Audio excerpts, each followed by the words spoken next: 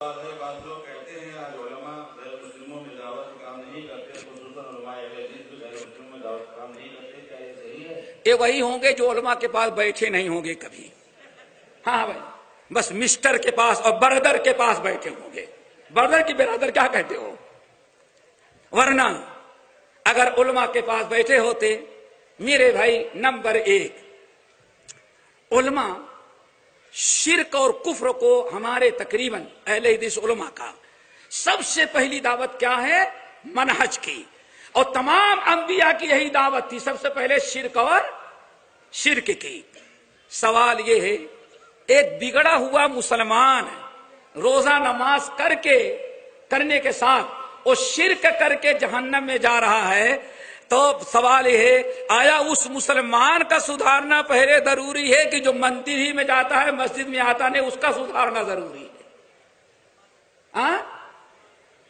وَذَكِّرْ فَإِنَّ الذِّكْرَى تَنْفَعُ الْمُؤْمِنِينَ. نبی علیہ السلام تشریف فرما ہے. حضرت عبداللہ ابن ام مکتوم آئے رضی اللہ تعالیٰ عنہ. آگے نبی علیہ السلام کے پاس بڑے بڑے کفار بیٹھے ہوئے تھے، مکے کے سردار.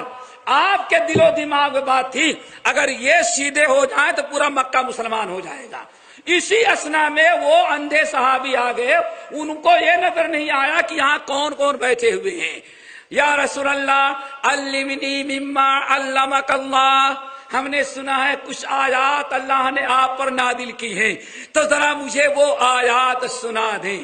نبی علیہ السلام کو ذرا ناگوار گزر گیا کہ یہ تو اپنا آدمی ہے، تو کبھی بھی سیکھ لیتا، یہ اصل میں سدھر جائے گا تو بہت بڑا کام بنے گا. اللہ اکبر. ایک اندھے صحابی کو نبی علیہ السلام نے پورے کفار مکہ کے سرداروں پر ترجیح دی اور فرمایا عبس وتولی ان جاءہ الاعمی وما یدریک لعلہ یزکی. اے نبی، ان کے پیچھے آپ محنت کریں گے تو ہو سکتا ہے کہ مسلمان ہو، اور غالب گمان تو یہی کہ دامن جھاڑ کر کے نکل جائیں گے، مسلمان نہ ہوں. جن کے لیے تھوڑی سی امید، ان کے پیچھے تو اتنا آپ لگے. اور جہاں اس فائدے کا یقین ہے کہ یہ عبداللہ ابن مکتوم جو سنے گا عمل کرے گا، جو سنے گا اخلاص کے ساتھ سنے گا، جو سیکھے گا وہ سکھائے گا، آپ اس کو چھوڑ کر کے ان کے پیچھے پڑے ہیں. اللہ نے عبس وتولی ان جاءہ الاعمی. یہاں سے تمام اہل علم نے اس بات پر اتفاق کیا، ایک طرف بگڑا ہوا مسلمان اور دوسری طرف ایک ہندو یا غیر مشرک ہو. اب بگڑے ہوئے مسلمان کا سدھارنا پہلے ضروری ہے. کیوں؟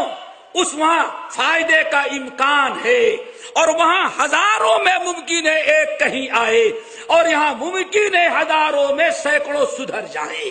اس لیے ہمیشہ زیادہ توجہ جو کی جاتی ہے شرک کو مٹانے. اسی لیے ایک بات اور بتائیں، جو لوگ کہتے ہیں نہیں غیر مسلموں میں کام کرنا پہلے ضروری ہے، واللہ ان کا فارمولا سنا ہے؟ کبھی کیا کہتے ہیں؟ ذرا سنو، بڑے بڑے اسکالر جتنے بڑے ہمیں، اتنی بڑی تو ان کی ٹائی ہوتی ہے، سمجھ کے اتنی بڑی ٹائی ہوتی ہے. لیکن عقیدہ کیا؟ ذرا غور سے سنو. ارے بھائی، وہ مسلمان ہے، نماز تو پڑھا ہے، کبھی تو جنت میں چلا ہی جائے گا. ہاں، کبھی تو جائے گا، کلمہ گو ہے. اللہ اکبر. اور وہ تو بالکل مشرک ہے، اس کو سدھارنا ضروری ہے، تو کبھی نہ کبھی چلا جائے گا. اللہ اکبر. اور یہ فرمان ان اللہ لا یغفر، کہیں اللہ نے فرمایا کہ کلمہ پڑھنے والا شرک کرے گا تو اس کو چھوڑ دیں گے؟ یہاں کیا ہے؟ ان اللہ لا یغفر ان یشرک بہ ویغفر ما دون ذلک لمن یشاء. اللہ اکبر. شرک کرنے والوں کو اللہ کبھی معاف نہیں کرے گا. الذین آمنوا ولم یلبسوا ایمانہم بظلم اولئک لہم الامن. جو لوگ ایمان لائے، مسلمان ہوئے، کلمہ پڑھے، پھر اپنے ایمان کو شرک کی ملاوٹ سے بچایا، اللہ فرمائے یہ جہنم سے بچیں گے. اللہ اکبر. صحابہ کرام کا طریقہ کیا تھا؟ ایک شخص نے کڑا باندھا ہے، شرک کیا، صحابی نے کہا اس کو ہٹا دو، اور کیا کہا؟ واللہ اگر تم یہی پہنے رہے اور مر گئے اور موت آ گئی تو ما افلحت ابدا، ما افلحت ابدا، اگر یہ کڑا پہنے تم شرک پر مر گئے، ما افلحت ابدا، تو یاد رکھنا کبھی تو کامیاب نہیں ہوگا۔ ہمارے اہل علم علامہ عثیمین رحمت اللہ علیہ وغیرہ نقل کرتے ہیں صحابہ کا یہ فتویٰ کہ ما افلحت ابدا، کب ایک تو ہے ما افلحت اور ابدن کے ذریعے تاکید، ما افلحت ابدا، کبھی کامیاب نہیں ہوگا۔ کہتے ہیں یہ ایسے شرک کی بھی بخشش ذرا مشکل نظر آ رہی ہے، اس لیے میرے بھائیو مقدم ان کو کرتے ہیں۔ رہی بات ہمارے علماء کی، ہم نے اپنے خطاب میں بتایا تھا ہمیشہ، اور تعجب کریں گے واللہ سال بھر میں تو کم سے کم ہمارے درس والے ساتھی دبئی کے اندر 50 آدمی کو دعوت دے کر کے لاتے ہیں، مسلمان بناتے، کلمہ پڑھاتے ہیں۔ آپ کیا سمجھتے ہیں؟ بس یہ ہم میڈیا میں دیتے نہیں، ہماری ایک تقریر 300 مسلمان، حیدرآباد میں 350 آدمی کلمہ پڑھے۔ چلو بھائی، حیدرآباد کے بعد پروگرام تھا بنگلور کے اندر، سارے حیدرآبادی، واہ، ایک مجلس میں 350 کلمہ پڑھتے ہیں، تو 350 یہاں، کل بنگلور میں بھی 350 پڑھیں گے۔ اچھا، حیدرآباد کے نوجوان، چلو بھائی بڑی اچھی تقریر، چلے گئے وہاں، ایک آدمی حیدرآباد میں مسلمان نہ ہوا۔ اب لوگ حیدرآبادی جب بنگلور پہنچے تو وہاں بھی اعلان کر رہے ہیں کہ ماشاءاللہ کل رات کو حیدرآباد میں تقریر تھی، 350 آدمیوں نے کلمہ پڑھ کے اسلام لایا۔ اب حیدرآبادی پوچھتے تم نے دیکھا کس وقت ہوئے تھے؟ تو نے کہا بھائی شروع سے آخر تک پروگرام رہی، ایک آدمی کلمہ نہیں پڑھا، ہو سکتا ہے رات میں پڑھایا ہو سکتا ہے رات میں پڑھایا ہو۔ اچھا، بنگلور سے نکلے، سری نگر گئے، سری نگر میں کہا بنگلور میں 400 ہندو مسلمان، سری نگر سے ہم سے ملے، کہا مولانا اللہ کے فضل سری نگر میں 400 آدمی مسلمان ہوئے۔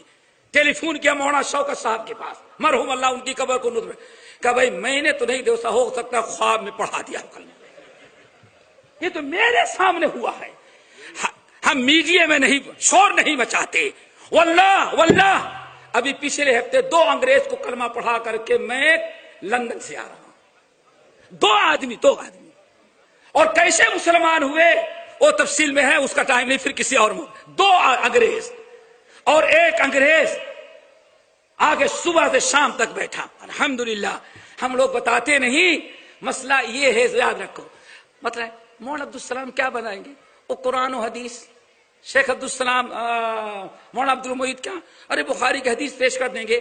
مسلموں میں فیلڈ ورک ہے۔ کیا فیلڈ ورک کیا کہتے ہیں؟ فیلڈ ورک، اور فیلڈ ورک بھی کیسے؟ جب تک غیر مسلموں کی کتابوں کا حوالہ نہیں دیں گے مسلمان بنے گا کیسے؟ تو غیر مسلموں کے کتابوں سے جو مسلمان ہوتا ہے، مسلمان بھی کتنا بڑا رہتا ہے ویسے ہی رہتا، خطرہ بھی نہیں کراتا۔ میرے بھائی یہی نظریہ سب سے بڑا غلط ہے۔ ابو جہل، ابو لہب، ابو سفیان، یہ سارے دنیا کے کفار جو تھے، ان کے لیے اللہ نے نہ منطق نازل کی، نہ فلسفہ نازل کیا، نہ غیر مسلموں کی کتابیں، توحید کی دلیلیں قرآن سے۔ بس 1 منٹ، ہمارے بتاتا ہوں دور آخر کے سب سے بڑے فلسفی تھے علامہ شبلی نعمانی، سب سے بڑے۔